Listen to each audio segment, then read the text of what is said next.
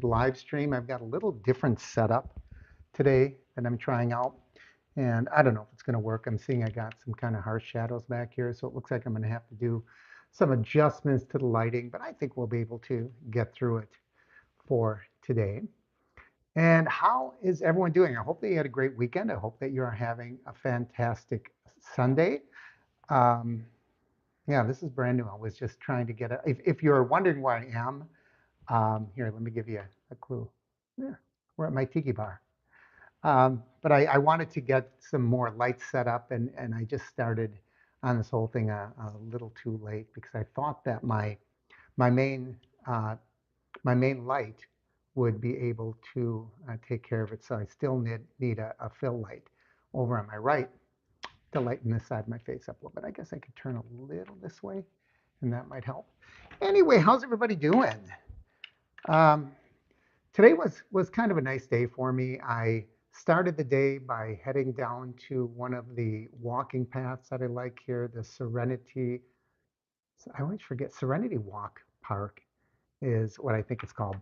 So I am not finding, am I on the wrong channel here? Because I am not finding myself here on my channel, which concerns me just a little bit. I'm not seeing it here as a live feed, but maybe I just have to restart. Yeah. Am I on the right channel? Or did I start on a different channel? No, it looks like I'm here now. So anyway, you wonder why when these people do live streams and they always look like they're completely lost. It's because of an incredible delay that uh, YouTube has here. And it makes it very uncomfortable sometimes when we're starting a live stream to see if we're really live and if we're really here. But it looks like we're in pretty good shape right now. So I wanted to start. Greetings from Washington State. Well, Joel, greetings right back at you. I wanted to start with something that's been bugging me lately, and no one seems to address this. And I don't know why, but it bothers me that we are not in control of our own vehicles. And I'll explain what I mean by that.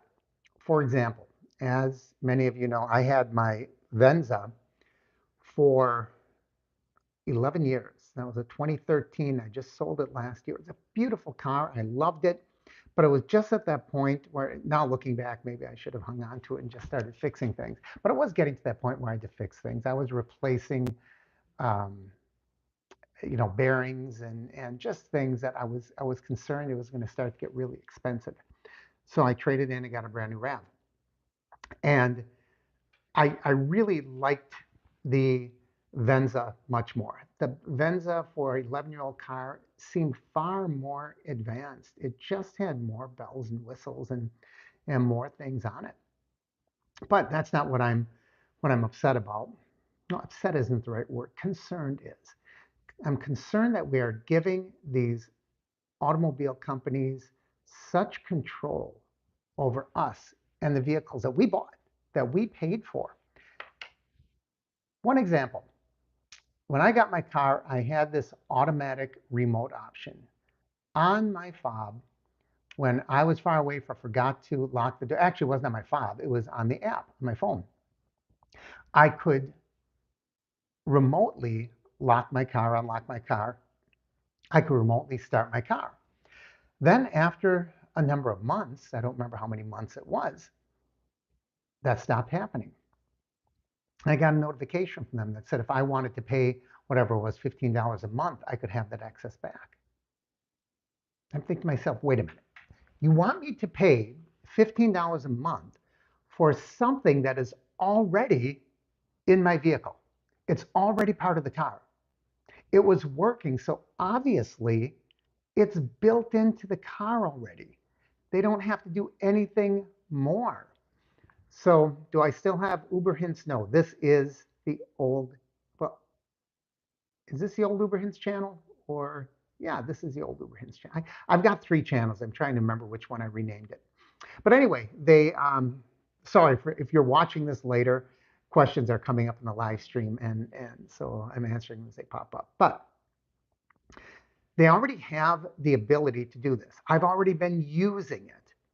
So all they have to do at somehow, is electronically flip a switch and turn this service back on. But it's in my car. It's already built into my car. They don't have to do anything more. They just want to collect an extra, what would that be? $15 a month, $180 a year to do something that's already in place. And then I have a couple of friends that own Teslas. And when you first buy the Tesla, one of the things that comes with it is the self-driving capability. So you can just feed in where you want it to go, kind of like you would if you were just, on using a GPS map program or something, and it'll drive you there. And if during the first month or 60 days or whatever, you get that for free. After that, they want you to pay $95 a month for it. But it's already in your car. They're already using it. They just turn it off. Why are they controlling our cars? It's our car. We own it. Why do we allow, why is it even legal that these companies are able to take control of our vehicles? It's astounding, really, that they're able to do that and that it's legal, that someone else is able to turn on and turn off things in something that I own.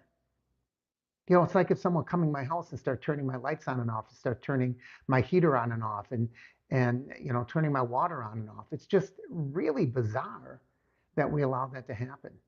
And I don't know how it got to this point. In my last car, I kept 11 years. So I bought this car. It's not even a year old yet. I bought it at the end. Maybe it's coming up on a year. If I keep this car for 11 years, that's going to be a long time. It might be the last new car I own. I don't know. Maybe I'll keep it for 20 more years and I'll be buried in it. But I can tell you this, I am never again going to buy a vehicle that is so computer controlled that somebody else can control my car. Someone else can go in and turn things off and on, and someone else can track it. I just don't like that idea of someone charging me money to use what I bought, what I own. It's like saying I buy a bed and let's say it has an option. It's like one of those Posturepedic things where the head can move up and down and that sort of thing. And after 2 months, I say, oh, sorry, you got to pay me $5 a month now if you want to use that. Well, wait a minute, it's my bed. I brought it into my house. And I think it's just absolutely mind-boggling that they're able to do that. And I don't know why there are not laws and regulations about letting somebody else control something that we purchased and we bought. So one of our comments say, unless it can make a mean rum runner. Well, are you talking about here being at my bar? By the way, anyone know what this is? I'll give you a hint, it's from Disney. So anyway, I don't know if there's anything we can do about it, but I'll tell you what, when I owned my what year was that? 1980 Corvette. No one had control over that car. Nobody could check on it. Nobody could do diagnostics on it remotely. Nobody could turn it on and off, open it, lock it. Nobody could do that except me. When I had my 1964 Corvette, nobody could control it. Nobody could control it except me. I had a 1957 Chevy. I was the only one that could control that car. And I know sometimes people charge an obscene amount of money for old cars. You think, well, something's old doesn't mean that is valuable. I just saw a 4-door 57 Chevy online for like $28,000. I said, that is a 70-year-old car. Why in the world are you charging $28,000 for it? Just because it's old? It was a 4-door. It wasn't like a classic 2-door, Bel Air. Anyway, but it'd almost be worth buying an old car like that in really, really good shape just so it could be mine and someone else couldn't control it. What do we have here? Congress has control. They can make them take away those extra fees. Well, they should make them take away the control altogether. They should not be able to control something that I bought. You know, it's not about the fees. It's about them being able to control something of mine that I own. It just, it's wild to me. Okay, am I starting to sound like an old man on a rant? You kids get off my front lawn.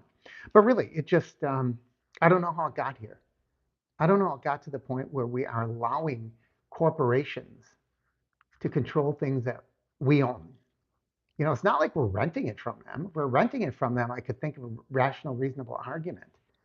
And even if they were providing service, but they're already, this thing is already built into the cars. The remote mechanism I described is already in the car. I've already been using it. So it doesn't cost them anything to do that. The self-driving mechanism is already in the Tesla. It doesn't cost them anything to do with the satellites that guide it already up in the sky. If I don't pay the 95 bucks, it's not like it's going to bring that satellite down. It's still going to be, you know, flying up there. So I don't know. It's a rant that I've been going on. Maybe it's because I'm really mad at car dealers right now and car manufacturers. So here's another thing. I think I'm going to make an official separate video on this one. But my Corvette, now my Corvette is an old car. It's a 2014. This is, again, another 11-year-old car. And my top, it's a convertible, and the top wouldn't go down. So I took it in, I made an appointment to take it in to the local dealer. And I got it in on Thursday morning, and I called them all day, and they said, well, it might be 48 to 72 hours. Why it takes that long to fix a car? I don't know. But so I called them several times throughout the day. No, no, no, we haven't got it yet. Oh, we want another 2 hours to diagnose it at $250 an hour. Then later on, they say, well, you know, I said, well, what do they know? What have they found? Oh, nothing. We only have 2 Corvette experts, and they haven't looked. They say, wait a minute. First of all, if you want me to bring my car in at 8 o'clock, why don't you have one of those experts scheduled to work on it at 8 o'clock? How come I'm not hearing anything until the end of the next day? And you know what I heard at the end of the next day? They sent me pictures and said, oh, we found this wrong with your car. I didn't know what the pictures were. They were fuzzy, they were dark, and well, okay, they found what's wrong with my car. I got my car back 8 days later, $3,100. I said, this is outrageous. You guys are kept kicking me down the block with this thing, not telling me what was wrong with it. At one point, the guy said, oh, I've never seen this before. I've been working on cars 24 years. I've never seen this before. Then in the next breath, he says, well, this happened because your trunk is stuffed too far, too much. I'm saying, wait a minute, which is it? You've never seen this before? My trunk is stuffed too much. I looked in my trunk. There were 3 items. There were 2 towels and a set of jumper cables. There was no way that this was caused by my trunk being too full. But it's like every time I talk to them, they have a different story. Well, I talked them down 500 bucks, you know, give me a 20% discount on parts anyway. So it came out 2,600, still outrageous, right? So I get my car to drive away, and I look at my rear view. I said, what in the heck is this? And there were 2 gashes out of there. There's this thing, it's called the tonneau, or tonneau. It's a fiberglass cover. It's the width of the car and maybe 16 inches. It's right behind where you sit. And that opens up, and then the convertible top folds down, and then that comes back down on top. And, you know, so it's functional, it's decorative, it's a fiberglass cover, and 2 chunks were out of it, right where, you know, the mechanism would be. And it looked to me like someone was prying on that and chipped it off. And I went right back in, and you know, my guy that was assigned to my car and didn't know anything about it, he took some pictures. This is on Saturday. Monday I go in, and the guy tells me, oh no, that was like that. Well, first he said, let me talk to, you know, the one of 2 Corvette guys, and then only 2 of them in the whole place, and the Chevrolet dealer know to work on a Corvette. And he says, no, it was like that when it came in. He sent you a picture. I said, wait a minute. This thing was in your possession for 2 full work days before you sent me that picture. My suspicion was they were prying at that thing because they didn't know what they were doing. He didn't know what the problem was. He didn't know how to get the top up, and he somehow, um, you know, got some gouges in it. And then he claimed that it was there when I brought it in. There is no way that that was in there when I brought it in, and they're not budging. So I don't know. I hate to use my YouTube channel as a bully pulpit, but in a way, I've got 17,000 subscribers, and those places don't even like when you have one negative complaint. And I feel like making a video and going in. Do you guys think that this is really being a Karen if I do this? If I even prepare a video and let them see it and say, now I've got, a lot of subscribers. A lot of them are in the Southwest Florida and the Naples area because they like to watch my Florida content. Do you think that's out of line? Is that being a jerk? And then saying to them, what do you want me to do? Do you want me to press this button and make this video live while we go into more detail what I just told you? Or do you want to continue to not provide the service and own up to, causing the damage on my vehicle and fix it for me? Which do you want to do? Because if you deny it, well, I don't have a lot of recourse. Their pockets are deeper than me. Even if I would, try to sue them, that costs money. It costs a couple $100, to file it, and then you got to pay some money to have it served, and then you got to go to court, and it's all expensive, the lawsuit thing. So we live in a different day and age where maybe you know the court of public opinion might be stronger.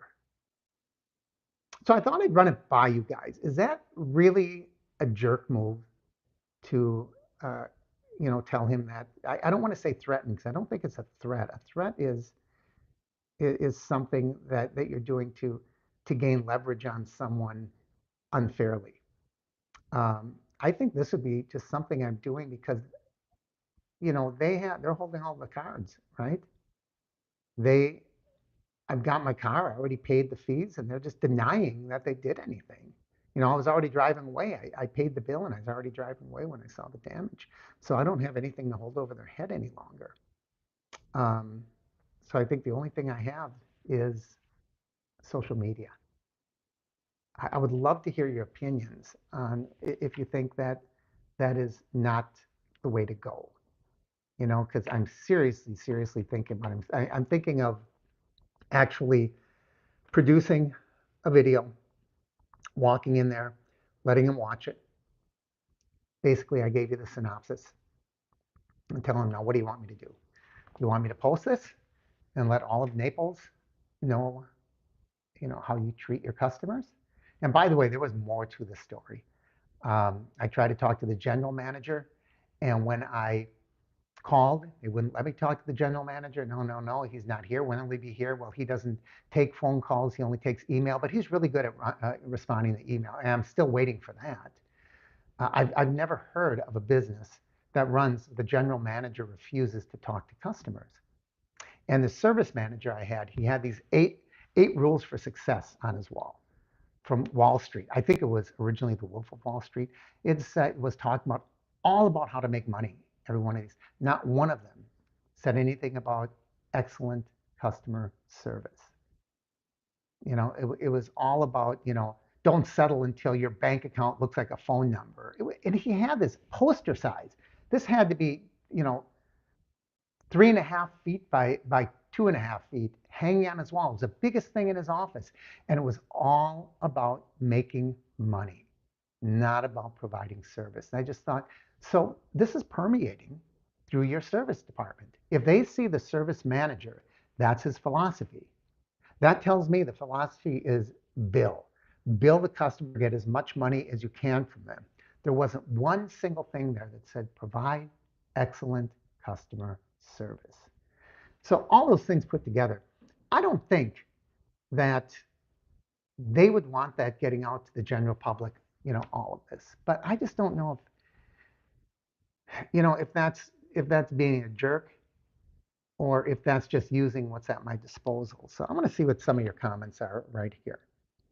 When they don't know, they guess, but at $250 an hour, it's just wrong.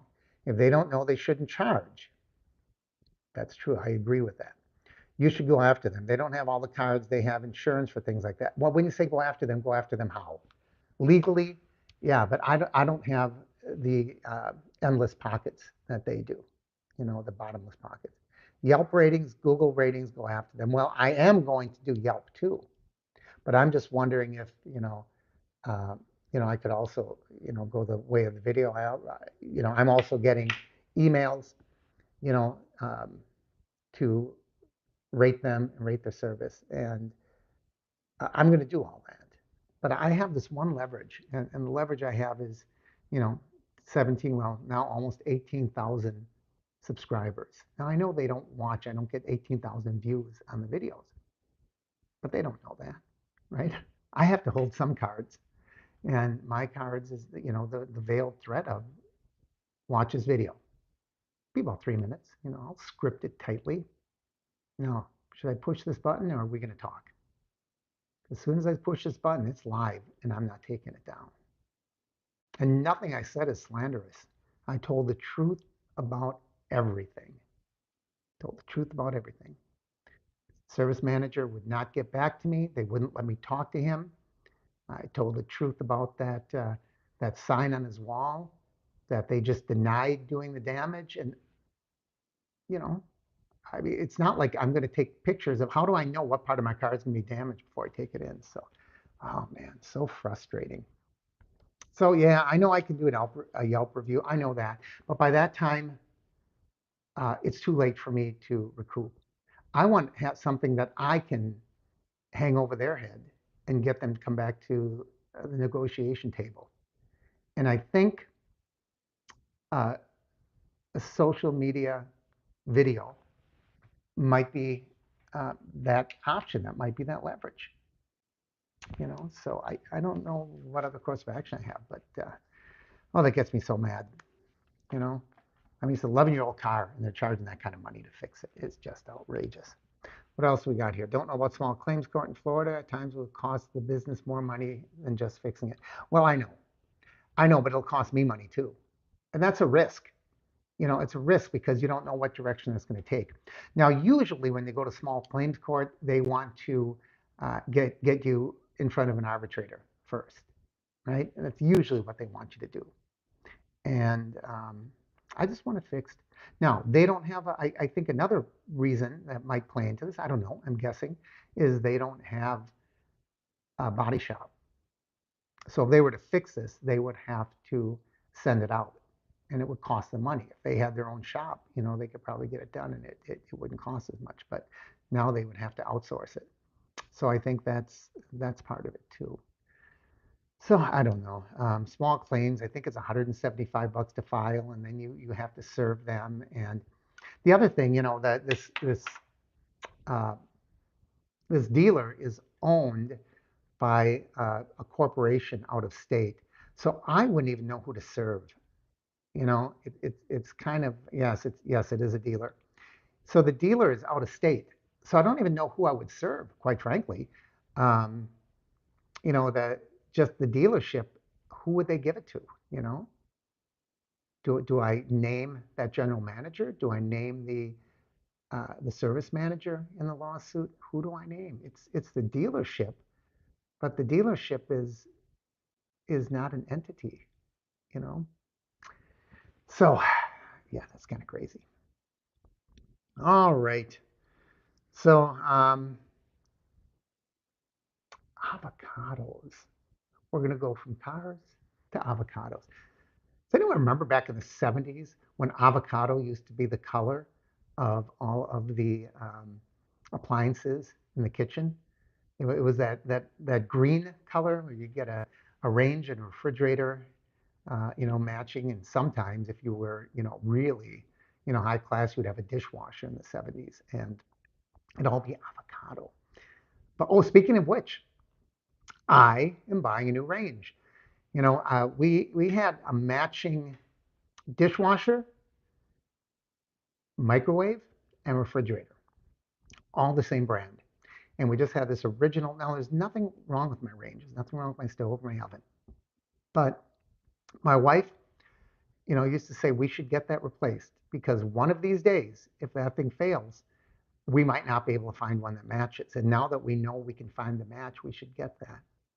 And then, regrettably, my wife passed, and I kind of feel like an obligation to her to do what she always wanted to do, even though I had a perfectly working range. But so I did it, and through my work, we have this membership to this thing where you can get discounts on stuff, and I couldn't believe it. I got almost $500 cheaper on this range than it was at Lowe's for the exact same model. And I thought that was kind of outstanding. But that's not why I brought up avocado.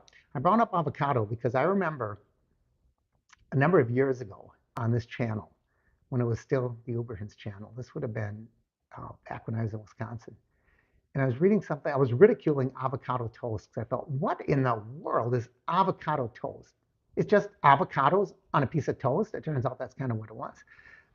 And I just thought that was ridiculous, but avocados were not as popular then as they are now. And we've got the greatest avocados down here in Florida. They're great big ones. And, they're like two softballs put together. It's like a small melon. And they're great. They're different than those small bumpy avocados that everybody's used to eating. But I've been eating a lot of avocados lately. I know, on my health journey and my weight loss journey, I've been doing a number of things. And one of these days, I think I might do a video on exactly what I've been doing and how I lost my 45 pounds and continuing. But I've been starting to eat avocados without the toast. I've been staying away from those carbs. But yeah, I just think it's funny that avocado is a main part of my diet now. And I was on here making a rant at one point about avocado toast and how it seemed like some California thing. I still think it's some California thing, but nevertheless. All right. So I wanted to ask you about something else. I have a Patreon page, for viewers. And I used to have a lot of subscribers to that. And then what I did is I didn't deactivate it, but I started turning it off every month so people weren't charged. And and then once I did that, of course, um, people started saying, well, this isn't working anymore, and they all dropped off. I now have one, and I turned it back on. And then but I'm not doing anything. And I almost feel like telling that one person I'm going to turn it off again, because why would I charge them? I know they want to support me. But I want to ask you, what do you think about those things? As a viewer to YouTube or whatever, whatever social media, how do you feel about, do you think that's money grubbing, or do you think, because we put a lot of work, and I say we, I'm just talking creators in general. Now, when you get really big, like Mr. Beast or something, he makes one video and makes $1 million off it. But I'm talking about little guys like me that hardly make anything, but you just love doing it. It's a labor of love, and YouTube hardly pays you anything. And so people do the cup of coffee thing, buy me a cup of coffee, and then they have that. Oh, what is it? I don't even see it on my video. I don't even know if I have it activated, where you can have the little dollar sign and you can put give money through that, and then Patreon. I'm wondering, how do you feel about those things? Is that too much? Like, I might as well be sitting here with a tin cup out, because I really have mixed feelings about it. On one hand, I feel like, well, if people want to donate and they want to give and they want to support, that's completely up to them. But on the other hand, I feel like, yeah, but by turning all those things on, it's almost like pressuring someone into giving you money. And I've never been this forthright with it to actually ask, what do you think about that? When people have, buy me a cup of coffee, and at the end of every video they say, yeah, but if you like this, buy me a cup of coffee. So people toss a couple of bucks into the tin cup. Do you think that's distasteful? I'm really asking a lot of questions today about kind of ethics and morality. I'm using the channel to my advantage to fight what I feel was unfair treatment, and how I can solicit money from people. I've never felt comfortable soliciting money from people. So I just thought I'd put that out there. What do you think of things like that? Like Patreon, and what is that one called?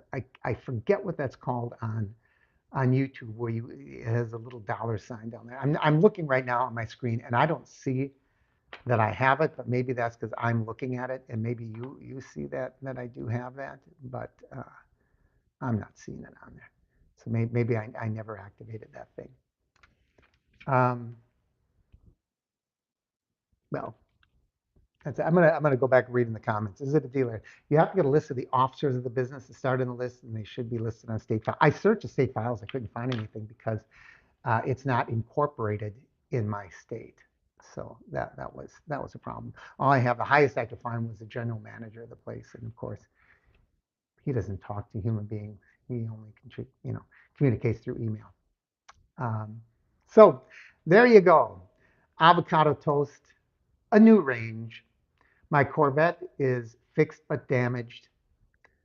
I'm upset with the dealer and car manufacturers are taking advantage of us and taking control of the vehicles.